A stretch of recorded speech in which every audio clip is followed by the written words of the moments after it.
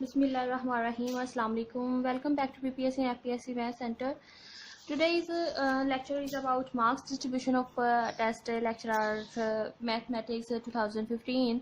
अब 15 का जो 2015 लेक्चरर मैथमेटिक्स का जो पीपीएस का टेस्ट था वो मैंने सारा complete with complete detail and analysis के साथ मैंने सारा कंप्लीट करवा दिया। एज यू नो दैट ये वीडियो हमारी मार्क्स डिस्ट्रीब्यूशन पे होगी कि 2015 में वो जो पेपर लिया गया था उसमें कौन कौन सी बुक से और किस किस टॉपिक से कितने कितने एमसीक्यूज लिए गए थे, और नेक्स्ट आपको कौन कौन से सब्जेक्ट नेक्स्ट मतलब 17 या नेक्स्ट जो 17 का टेस्ट भी मैं सारा कंप्लीट करवाऊंगी जिस तरह मैंने सारा 15 का करवाया विद डिटेल एनालिसिस के साथ। 2017 का जो टेस्ट पीपीएससी ने लिया था लेक्चरर मैथमेटिक्स का, नेक्स्ट वो वीडियो इंशाल्लाह हम स्टार्ट करते हैं। वो सीरीज सारा 2017 का पेपर भी कंप्लीट करेंगे तैयार। और आज इसमें देखेंगे कि कौन कौन से सब्जेक्ट से कौन कौन से टॉपिक से कितने कितने एमसीक्यूज लिए गए, और नेक्स्ट आपने जो अपकमिंग पीपीएससी टेस्ट की लेक्चरर मैथमेटिक्स की अगर तैयारी करनी है तो आप कौन कौन से सब्जेक्ट किस तरह से और कितने कौन कौन से टॉपिक्स किस तरह से मतलब आपको तैयारी करनी चाहिए कि आप क्वालिफाई कर सकें इसके लिए। चलें स्टार्ट करते हैं, देखते हैं कि इसमें क्या है और 2015 का डिटेल एनालिसिस करते हैं और देखते हैं इसमें किस तरह से और कैसे क्वेश्चंस लिए गए थे। पेपर तो मैंने सारा सॉल्व करवा दिया है और हर क्वेश्चन को मैंने बहुत अच्छे तरीके से करवाया है। अगर अभी तक आपने नहीं देखा तो ज़रूर देखना और अपनी जो राय है उससे भी आगाह करना कि आपको क्या कैसे लगा वो सारा मेरी इतनी मेहनत जो मैंने की। और विजन 2 मंथ मैंने ये 2 मंथ में मतलब 2015 का पेपर सारा कंप्लीट करवाने को तो मैं एक दिन में करवा देती, लेकिन वो फ़ायदा नहीं होना था, उसका इतना मज़ा नहीं आना था। वो मैंने सारा फिर डिटेल एनालिसिस के साथ उनसे जिस टॉपिक से क्वेश्चन लिया गया था उस टॉपिक को मैंने लहदा कवर किया या फिर ज़्यादा अगर मतलब टाइम का टॉपिक होता था तो वो मैं लहदा से वीडियो बना देती थी। अगर क्वेश्चन के साथ ही अगर वो होता कि कवर हो सकता था वो टॉपिक तो वो मैं क्वेश्चन के साथ साथ ही उसको टॉपिक को साथ साथ कवर करवाती रही। टॉपिक को मैंने पहले कवर करवाया, फिर उसके रिलेटेड जो क्वेश्चन पूछा गया था फिर वो मैंने क्वेश्चंस करवाए। ठीक है, तो ये आपने ऑब्जर्व किया होगा। वैसे अब तक जो मैंने जितना भी करवाया काम बहुत अच्छा करवाया अपनी तरफ से, तो मैंने दी बेस्ट दी है।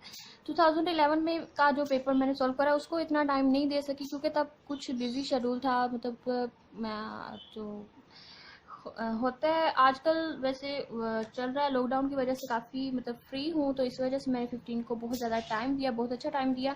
17 का भी इंशाल्लाह बहुत अच्छा हम कवर करेंगे। चलें स्टार्ट करते हैं। मार्क्स डिस्ट्रीब्यूशन देखते हैं 15 की। उसमें कैलकुलस एंड रियल एनालिसिस पहला क्वेश्चन है उसका डेफिनेट इंटीग्रल से लिया गया था, which is 1/60 minus T square and limits approaches to -4 to 0 side, इस तरह था। कैलकुलस या रियल एनालिसिस से क्वेश्चन मतलब कितने लिए गए थे, 23 क्वेश्चंस थे, 23 मार्क्स होंगे इसका, हर क्वेश्चन का 1 मार्क्स था। और कैलकुलस और रियल को मैंने साथ साथ लिख दिया क्योंकि कैलकुलस और रियल को सेपरेट नहीं ना किया जा सकता, कह नहीं सकते कि ये क्वेश्चन कैलकुलस का है, हो सकता है वो क्वेश्चन रियल में भी हो। तो कैलकुलस एंड रियल से टोटल 23 क्वेश्चंस लिए गए, मतलब कैलकुलस भी आपको तैयार करनी चाहिए और एसएम यूसुफ की तैयार कर लें, और रियल एनालिसिस जो यूनिवर्सिटीज़ में पढ़ाई जाती है वो तैयार कर ले। वैसे तैयार करना कोई मुश्किल काम नहीं है। आपने एफएससी की है, बीएससी की है और बीएस या फिर बीएससी के साथ मास्टर भी किया है, तो मतलब सारा कुछ तो आपने पढ़ा हुआ है ना बहुत अच्छा यूनिवर्सिटी में टॉपिक वाइज, और इतना टाइम लेके आपने सारा कुछ कवर किया हुआ है। बस ये टेस्ट पास करना इतना मुश्किल नहीं है, मतलब सारा कुछ तो आपने पढ़ा हुआ है, बस क्या करना है कि थोड़ा सा उसको रिवाइज करना होता है।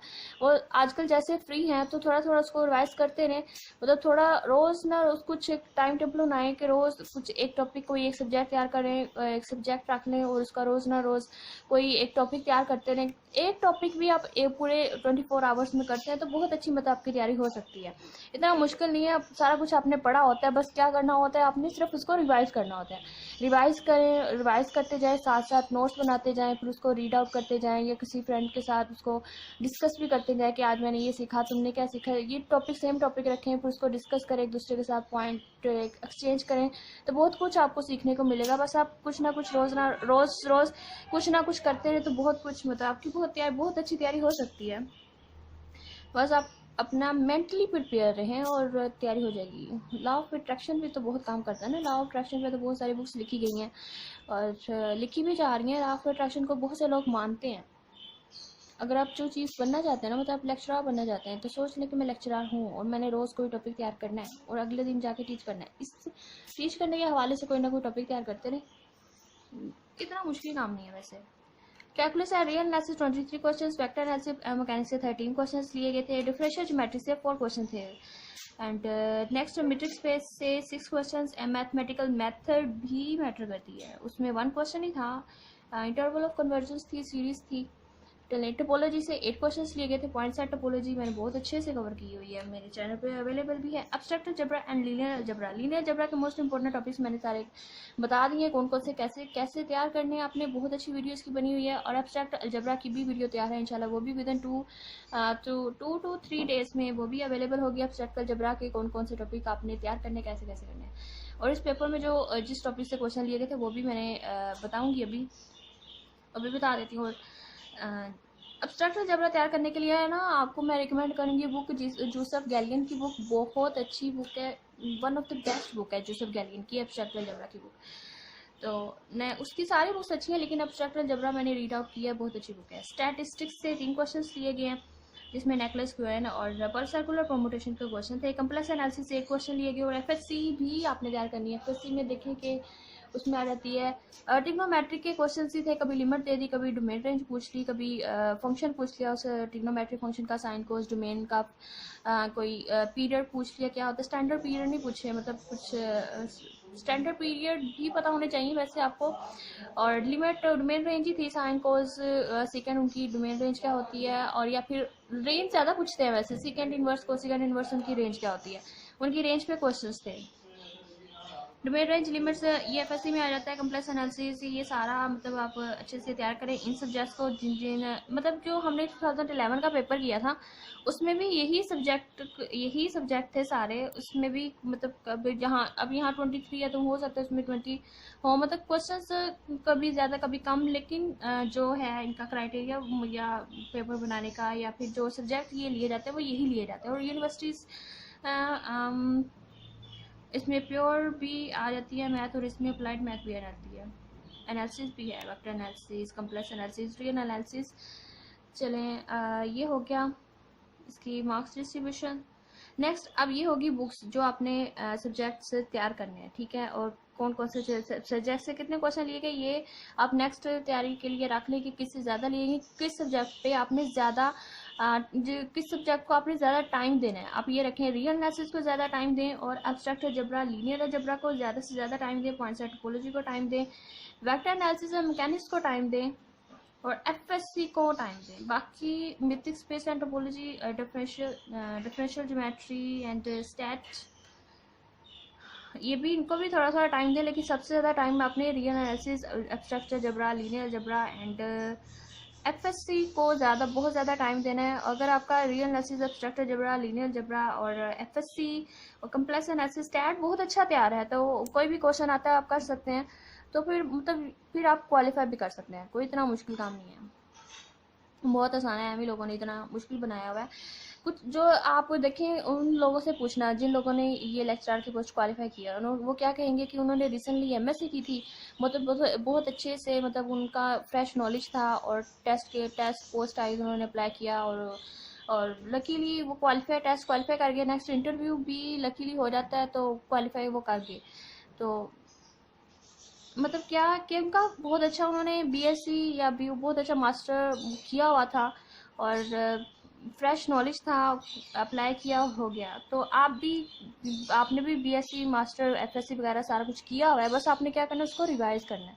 बस आप रिवाइज करें, और रिवाइज करते रहें, थोड़ा थोड़ा रोज़ करते रहें। एक दिन में तो सारा नहीं होगा, लेकिन थोड़ा थोड़ा रोज़ कुछ ना कुछ करते रहें, तो इंशाल्लाह आप भी कर सकते हैं, मुश्किल काम नहीं है। अब इसके देखते हैं सब्जेक्ट्स, किस किस सब्जेक्ट से कौन कौन से टॉपिक्स लिए गए। इंपॉर्टेंट टॉपिक्स कैलकुलस और रियल एनालिसिस जो टॉपिक लिए गया सीरीज का था। ये सीरीज वो नहीं है कि फर्स्ट 2 टर्म्स लिए हैं तो नेक्स्ट थर्ड वन टर्म क्या होगी, इस तरह के क्वेश्चंस नहीं थे। वैसे 2017 में क्वेश्चंस थे इस तरह के कि मतलब एक सीरीज दी गई है, और मतलब ये सीरीज है, तो बताओ अगली टर्म क्या होगी। ये 2017 में आया था, लेकिन 15 में ये चीज़ नहीं है।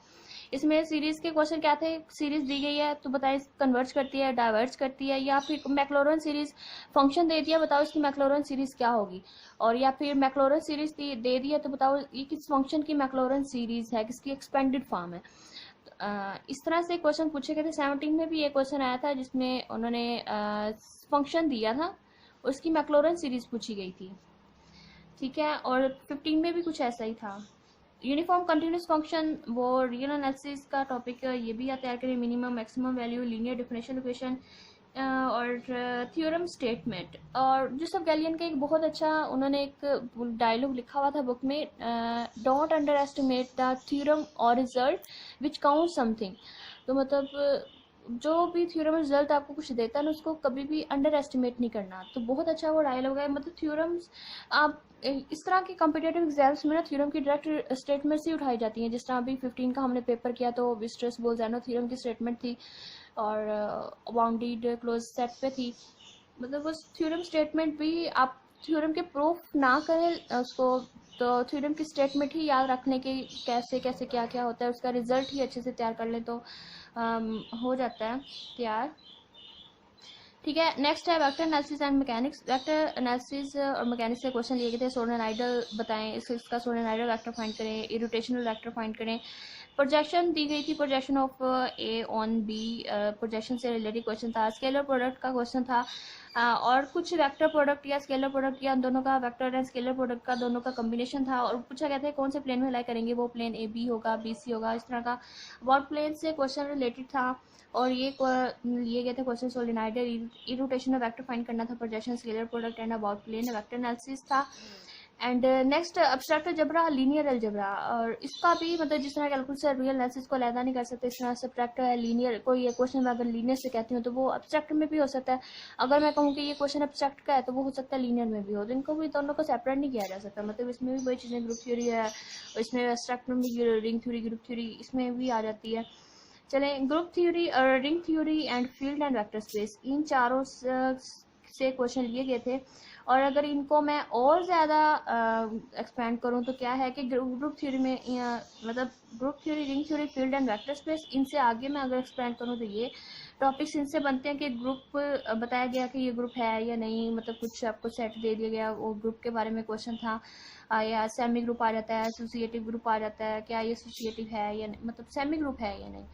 जनरेटर्स पूछ लेते हैं कि एक साइक्लिक ग्रुप है, उसके अगर ये अगर कोई एलिमेंट इस ग्रुप को जनरेट करता है तो नेक्स्ट बताएं कि कोई और भी एलिमेंट इसको जनरेट करता है और वो कैसे करता है। जनरेटर के बारे में पूछा गया था क्वेश्चन। और एलिमेंट्स के ऑर्डर का था, एक एलिमेंट का ऑर्डर ये है तो नेक्स्ट एलिमेंट का ऑर्डर, ऑर्डर्स पे थे questions. Isomorphism, inner automorphism, normalizer, conjugacy class, ideals, ये आइडियल्स रिंग में आ जाता है, Sylow p subgroup, ideals, prime ideals, division ring, ये रिंग थ्योरी के क्वेश्चंस हैं। सिलोपी ग्रुप, कर्नल, डायमेंशन फिर वेक्टर स्पेस में आ जाती है।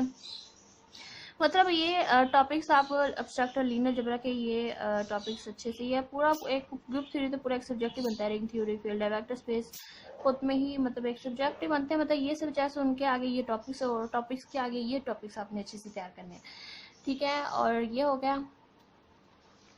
उसके बाद ये मास डिस्ट्रीब्यूशन आपने देख लिया, कौन कौन सी calculus, real algebra and linear algebra को अच्छे से तैयार करना है। नेक्स्ट तक टॉपिक है मीट्रिक स्पेस। मीट्रिक स्पेस के यूएम मीट्रिक स्पेस के बारे में पूछा गया था।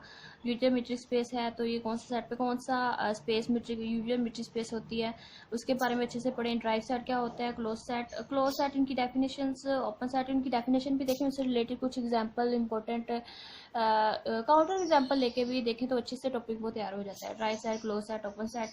थ्योरम स्टेटमेंट देखें, थ्योरम की स्टेटमेंट्स जिस तरह जोसेफ गैलियन की वो मैंने बताई स्टेटमेंट की, never don't under estimate the theorem और रिजल्ट। और पीपीएससी में तो डायरेक्ट स्टेटमेंट ही ली जा रही हैं, तो आप स्टेटमेंट भी बहुत अच्छे से तैयार करना, उसको देखना कि उसमें क्या बात है और क्या रिजल्ट है उसका।